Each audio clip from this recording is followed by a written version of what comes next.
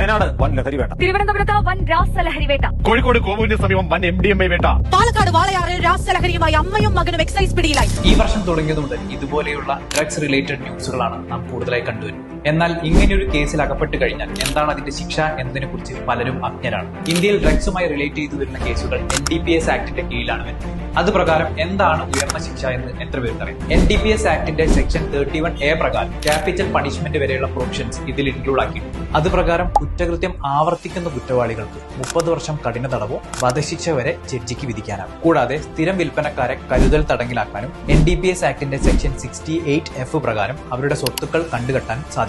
ഈ കണ്ടുകെട്ടിയ സ്വത്ത് ലഹരി ഇടപാടിലൂടെ സമ്പാദിച്ചതല്ലെന്ന് പ്രതി തെളിയിക്കുകയും വേണം. അപ്പോൾ തന്നെ ചിന്തിച്ചാൽ നമുക്ക് മനസ്സിലാകും ഇത് എത്രത്തോളം കോംപ്ലിക്കേറ്റഡ് ആയ കേസാണ്. ഒരാൾ ഡ്രഗ്സ് റിലേറ്റഡ് കേസുകളിൽ ഇൻവോൾവ് ആകുമ്പോൾ അയാളുടെയും അയാളുടെ ഫാമിലിയുടെയും മാത്രമല്ല സൊസൈറ്റിയെയും നമ്മുടെ രാജ്യത്തെ തന്നെ അത് എഫക്ട് ചെയ്യുന്നു. എന്നാൽ ചിലർ മനഃപൂർവ്വമല്ലാത്ത കാരണങ്ങളാൽ ഡ്രഗിന് അഡിക്റ്റ് ആയി പോകാറുണ്ട്. ഇങ്ങനെയുള്ളവർ കേസിൽ പെട്ടുകഴിഞ്ഞാൽ അവരെ ഡീഡിക്ഷൻ സെന്ററിൽ അയച്ച് വെറുതെ വിടാനുള്ള പ്രൊവിഷൻസും ഈ ആക്ടിലുണ്ട്. NDPS ആക്ട് 1985 നമ്മുടെ ഭരണഘടനയിലെ ആർട്ടിക്കിൾ 47 റിലേറ്റ് ചെയ്തിരിക്കും. ഇത് പ്രകാരം മെഡിക്കൽ പർപ്പസിനൊഴികെ നാർക്കോട്ടിക് ഡ്രഗ്സിന്റെയോ സൈക്കോട്രോപിക് സബ്സ്റ്റൻസിന്റെയോ വാങ്ങൽ, വിൽക്കൽ, ഉപയോഗം, കൃഷി, ഇറക്കുമതി, കയറ്റുമതി എന്നിവ പണിഷബിൾ ഒഫൻസസ് ആണ്. ഇവ കൈവശം വെക്കുന്നതിന്റെ ക്വാണ്ടിറ്റി അനുസരിച്ചാണ് ശിക്ഷ ലഭിക്കുക. ഒരുപക്ഷെ ഇത്രത്തോളം കഠിനമായ ശിക്ഷകളെ കുറിച്ച് അവബോധമില്ലാത്തത് കൊണ്ടായിരിക്കും ഡ്രഗ്സിന്റെ യൂസേജ് കൂടി വരുന്നത്. So stay away from these kind of crimes. കൂടുതൽ ഇതുപോലെയുള്ള ഇൻഫോർമേറ്റീവ് വീഡിയോസിനായി ഡു ഫോളോ.